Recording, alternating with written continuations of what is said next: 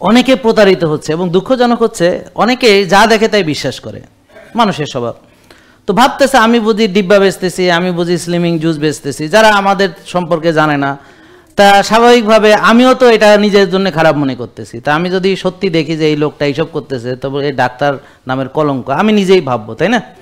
কথা বুঝতে পারছেন না? তা এখন অনেকে তো আমার পেজ চিনে না, তো ওরা ভাবতেছে জাহাঙ্গীর কবির বুঝি এইসব করে বেড়াচ্ছে। কথা বুঝতে পারছেন?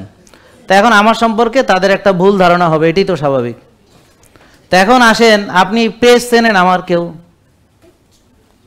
আল্লাহ, ফেসবুক পেজ, বই পাতার পেজ না? হ্যাঁ, আচ্ছা। তো যারা চেনেন, আচ্ছা যারা চেনেন না, তাহলে আপনি কিভাবে আপনি আমার কোনটা আসল নকল বুঝবেন কেমনে?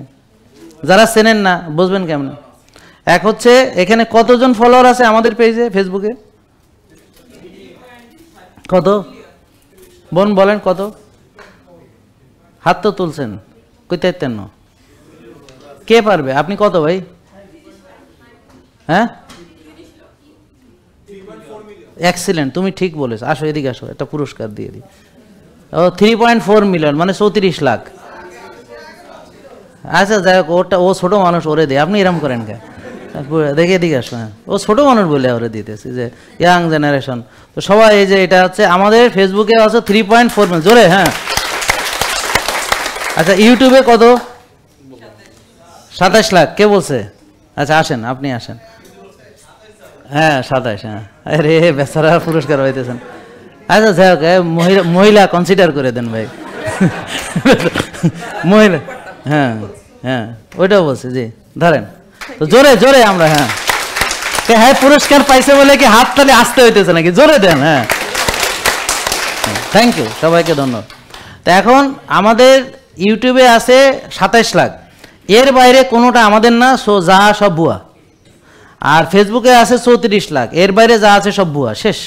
এছাড়াও ব্লু একটা চিহ্ন দেওয়া আছে, যারা ধরেন কালার ব্লাইন্ড, আমি জানি না ব্লুরে কেমনে দেখে, বাট ব্লু একটা আছে, হ্যাঁ কিছু একটা আছে আর কি ওখানে, হ্যাঁ ব্লু চিহ্ন দেওয়া। এছাড়া আমাদের রেগুলার লাইভটা আমাদের পেজ থেকে যাইতে পারবে, বাইরের কেউ এসে দিলে পরে খেয়ে দিতে পারবো, বুঝেন নাই? রিপোর্ট করে দিলে ফিনিশ। হ্যাঁ, তো ওদের পক্ষে দেখবেন যেসব আমাদের ছবি ব্যবহার করে যেসব প্রোডাক্ট বিক্রি করতেছে, যেগুলো আমি কোনোদিন বলি না, কেননা আমি বিশ্বাস করি কোনো ওষুধ দিয়ে এই রোগ ভালো হবে না, কোনো স্লিমিং জুস খেয়ে এই রোগ ভালো হবে না, কোনো পাউডার খেয়ে রোগ ভালো হবে না, কোনো ডিব্বা খাইয়া, কোনো চা খাইয়া, কফি খাইয়া, কোনো কিছু দিয়ে এটা ভালো হবে না। ভালো হবে কিভাবে? ইন কম্বিনেশন, আপনার ঘুম, আপনার খাওয়া, রোজা, মানসিকতা, মানসিক প্রশান্তি, রোদে যাওয়া, ঘাসে হাঁটা, ব্যায়াম করা, নিজেকে সময় দেওয়া, সুন্দর একটা ডিসিপ্লিন লাইফ লিড করে যাবেন, ইনশাল্লাহ ভালো থাকবে।